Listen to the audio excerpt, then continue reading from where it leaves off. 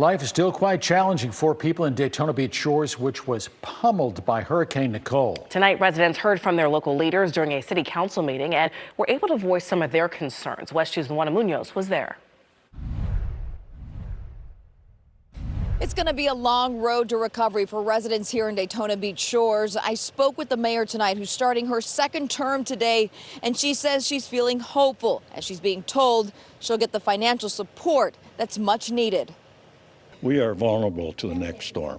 Residents showed up for the first city council meeting in Daytona Beach Shores since Hurricane Nicole hit last week. They voiced their concerns and asked for solutions, like building a new sheet wall instead of a wall built in sections. And we're also going to be a lot poorer. This is going to be a pretty major assessment, we think. Mayor Nancy Miller says Florida's state emergency management director will spend the week assessing the damage from Nicole for all of Volusia County. She's hoping to get people back in their homes and tourism up and running as quickly as possible.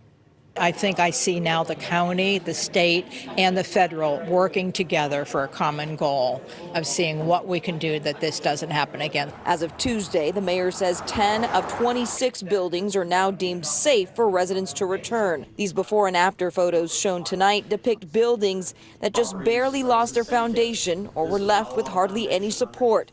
The city manager says some buildings will still have to be monitored daily or are okay for residents to enter, but with limited access monitored by the HOA. No more than 25 people at any time to go into the building to gather belongings.